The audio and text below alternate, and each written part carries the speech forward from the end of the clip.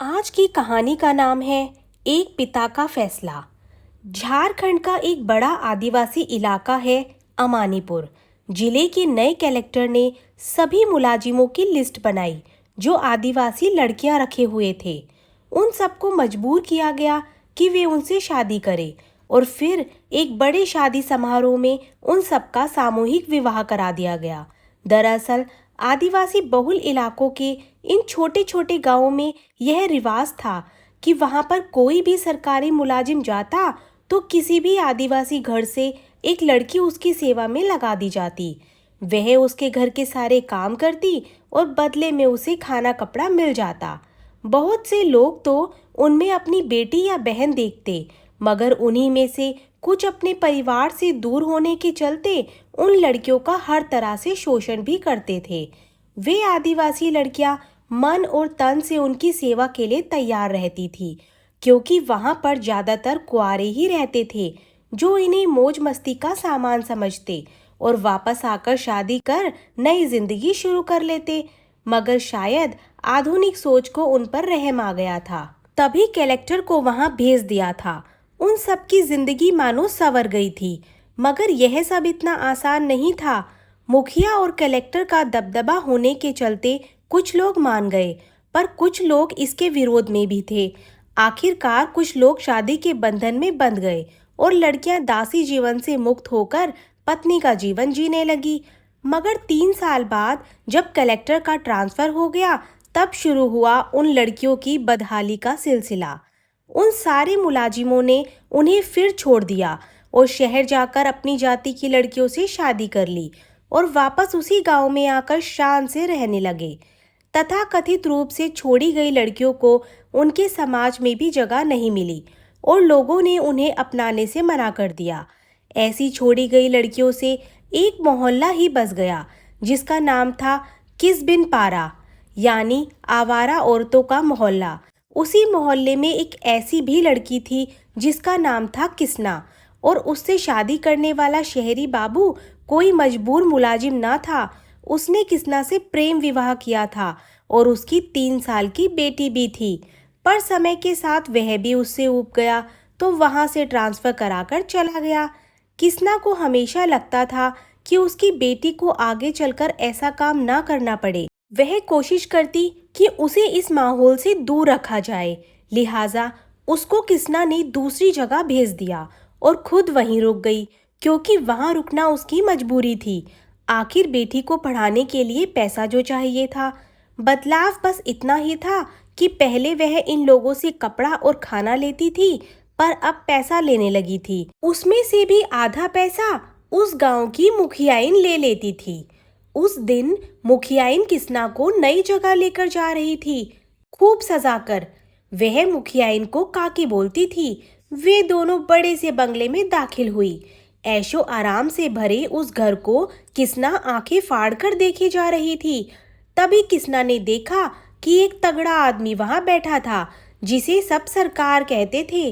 उस आदमी के सामने सभी सिर झुकाकर नमस्ते कर रहे थे।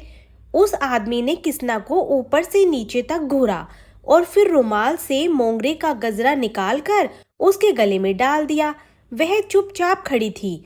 सरकार ने उसकी आंखों में एक अजीब सा भाव देखा, फिर मुखियाइन को देखकर हाँ में गर्दन हिला दी। तभी एक बूढ़ा आदमी अंदर से आया और किसना से बोला, चलो हम तुम्हारा कमरा दिखा दें। किसना चुपचाप उसके पीछे चल दी। बाहर बड़ा सा बगीचा था जिसके बीचों बीच हवेली थी और किनारे पर छोटे पर नए कमरे बने थे। वह बूढ़ा नौकर किसना को उन्हीं बने कमरों में से एक में ले गया और बोला, यहाँ तुम आराम से रहो, सरकार बहुत ही भले आदमी है, तुम्हें डरने की कोई जरूरत नहीं है। किसना ने अपनी पोटली वहीं पीछे पलंग पर रख दी और कमरे का मुआयना करने लगी। दूसरे दिन सरकार खुद ही उसे बुलाने कमरे तक आए और सारा काम समझाने लगे। रात के 10 बजे से सुबह के 6 बजे तक उनकी सेवा में रहना था। किसना ने भी जमाने भर की ठोकरें खाई थी। वह तुरंत समझ गई कि यह बूढ़ा क्या चाहता है। उसे भी ऐसी सारी बातों की आदत हो गई थी। वह मुस्कुराते हुए बोली, हम अपना काम बहुत अच्छी तरह से जानते हैं सरकार, आपको शिकायत का मौका नहीं देंगे। कुछ ही दिनों में किसना सरकार के रंग में रंग गई। उनके लिए खाना बनाती, कपड़े धोती, घर की साफ सफाई करती और उन्हें कभी देर हो जाती तो उनका इंतजार भी करती। सरकार भी उस पर बुरी तरह से फिदा थे। वे दोनों हाथों से उस पर पैसा लुटाते। एक रात सरकार उसे प्यार कर रहे थे, पर किसना उदास थी। उन्होंने उदासी की वजह पूछी और मदद करने की बात कही। नहीं सरकार, ऐसी कोई बात नहीं है, किसना बोली। देख, अगर तू बताएगी नहीं तो मैं मदद कैसे करूँगा। सरकार उसे प्यार से गले लगाकर बोले। किसना को उनकी बाहें किसी फांसी के फंदे से कम न लगी। एक बार तो जी में आया कि धक्का देकर बाहर चली जाए, पर वह वहां से हमेशा के लिए जाना चाहती थी। उसे अच्छी तरह से मालूम था कि यह बूढ़ा उस पर जान छिड़कता है, सो उसने अपनी आखिरी दाव खेला। सरकार, मेरी बेटी बहुत बीमार है, इलाज के लिए काफ़ी पैसों की ज़रूरत है। मैं पैसा कहाँ से लाऊं? आज फिर मेरी माँ का फ़ोन आया है। कितने पैसे चाहिए? नहीं सरकार, मुझे आपसे पैसे नहीं चाहिए। मुखियाइन मुझे मार देगी, मैं पैसे नहीं ले सकती। सरकार ने उसका चेहरा अपने हाथों में लेकर कहा। मुखियाइन को कौन बताएगा? मैं तो नहीं बताऊंगा। 1 लाख रुपए चाहिए। 1 लाख? बड़ी तेज आवाज में सरकार बोले और उसे दूर झटक दिया। किसना घबराकर रोने लगी। अरे तुम चुप हो जाओ। और सरकार ने अलमारी से 1 लाख रुपए निकालकर उसके हाथ पर रख दिए। फिर उसकी कीमत वसूलने में लग गए। बेचारी किसना उस सारी रात क्या क्या सोचती रही और पूरी रात खुली आंखों में काट दी। शाम को जब सरकार ने किसना को बुलाने भेजा था तो वह कमरे पर नहीं मिली। चिड़िया पिंजरे से उड़ चुकी थी। आखिरी बार उसे माली काका ने देखा था। सरकार ने भी अपने तरीके से ढूंढने की कोशिश की, पर वह नहीं मिली। उधर किसना पैसा लेकर कुछ दिनों तक अपनी सहेली पारो के घर रही और कुछ समय बाद अपने गांव चली गई। किसना की सहेली पारो बोली, किसना, अब तू वापस मत आना। काश मैं भी इसी तरह हिम्मत दिखा पाती। खैर छोड़ो। किसना ने अपना चेहरा घूंघट से ढका और बस में बैठते ही भविष्य के उजियारे सपनों में खो गई। इन सपनों में खोए 12 घंटों का सफर उसे पता ही नहीं चला। बस कंडक्टर ने उसे हिलाकर जगाया। ए नीचे उतर, तेरा गांव आ गया है।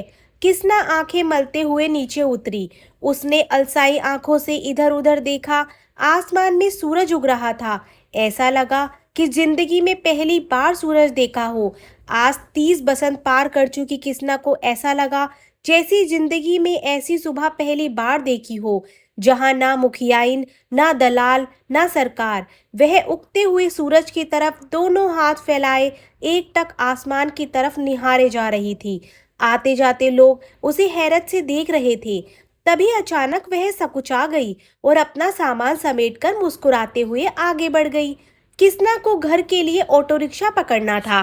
तभी सोचा कि माँ और बेटी रोशनी के लिए कुछ ले ले, दोनों खुश हो जाएंगी। उसने वहां पर ही एक मिठाई की दुकान में गर्मा गर्म कचौड़ी खाई और मिठाई भी ली। किसना पल्लू से 500 का नोट निकालकर बोली, भैया अपने पैसे काट लो। दुकानदार भड़क गया। बहन जी मजाक मत करिए, इस नोट का मैं क्या करूँगा, मुझे 200 रुपए दो। क्यों भैया, इसमें क्या बुराई है? तुमको पता नहीं है कि 2 दिन पहले ही 500 और 1000 के नोट चलना बंद हो गए हैं। किसना ने दुकानदार को बहुत समझाया, पर जब वह ना माना तो आखिर में अपने पल्लू से सारे पैसे निकालकर उसे फुटकर पैसे दिए और आगे बढ़ गई। अभी किसना ढंग से खुशियां भी न मना पाई थी कि जिंदगी में फिर स्याही अंधेरा फैलने लगा। अब क्या करेगी? उसके पास तो 500 और 1000 के ही नोट थे, क्योंकि इन्हें मुखियाइन से छिपाकर रखना जो आसान था। रास्ते में बैंक के आगे लगी भीड़ में जाकर पूछा तो पता लगा कि लोग नोट बदल रहे हैं। किसना को तो यह डूबते को तिनके का सहारा की तरह लगा। किसी तरह पैदल चलकर ही वह अपने घर पहुंची। बेटी रोशनी किसना को देखते ही लिपट गई और बोली, माँ अब तुम यहाँ से कभी वापस मत जाना। किसना उसे प्यार करते हुए बोली, अब तेरी माँ कहीं नहीं जाएगी। बेटी के सो जाने के बाद किसना ने अपनी माँ को सारा हाल बताया। उसकी माँ ने पूछा, अब आगे क्या करोगी? किसना ने कहा, यहीं सिलाई कढ़ाई की दुकान खोल लूंगी। दूसरे दिन ही किसना अपने पैसे लेकर बैंक पहुंची, मगर मंजिल इतनी आसान नहीं थी। सुबह से शाम हो गई पर उसका नंबर नहीं आया और बैंक बंद हो गया। ऐसा 3-4 दिनों तक होता रहा और काफ़ी जद्दोजहद के बाद उसका नंबर आया तो बैंक वालों ने उससे पहचान पत्र मांगा। वह चुपचाप खड़ी हो गई। बैंक के अफसर ने पूछा कि पैसा कहाँ से कमाया। वह समझाती रही कि यह उसकी बचत का पैसा है।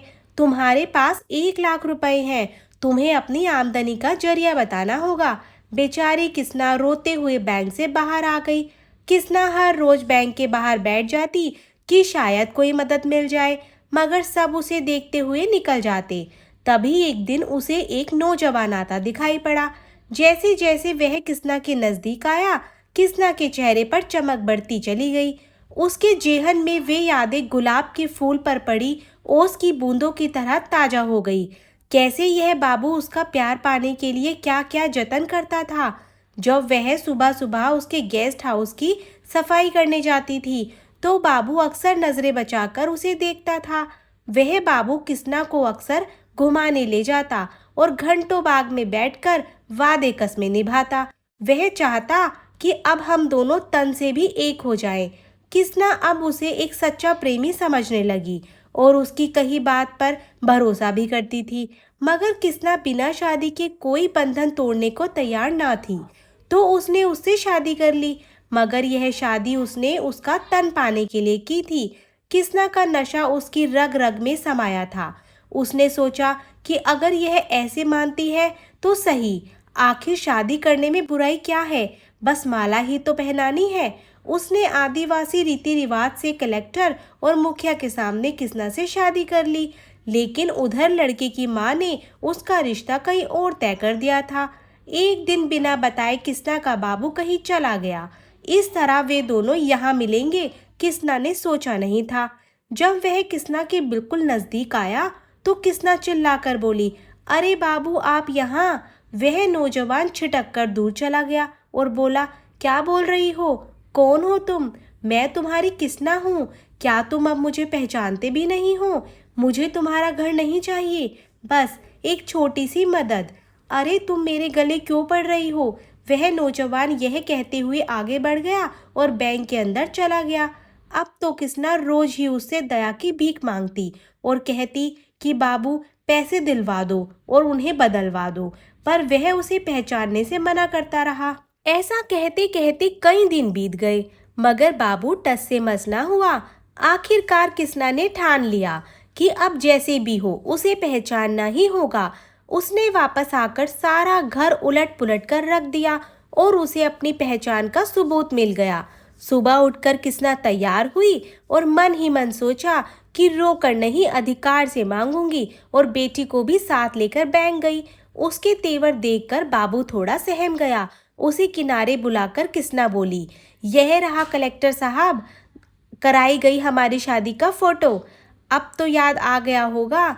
हाँ किसना, आखिर तुम चाहती क्या हो और क्यों मेरा बसा बसाया घर उजाड़ना चाहती हो? किसना आंखों में आंसू लिए बोली, जिसका घर तुम खुद उजाड़ कर चले आए थे वह क्या किसी का घर उजाड़ेगी रमेश बाबू? वह लड़की जो खेल रही है उसे देखो। रमेश पास खेल रही लड़की को देखने लगा। उसमें उसे अपना ही चेहरा नजर आ रहा था। उसे लगा कि उसे गले लगा ले, मगर अपने जज्बातों को काबू करके बोला, हाँ।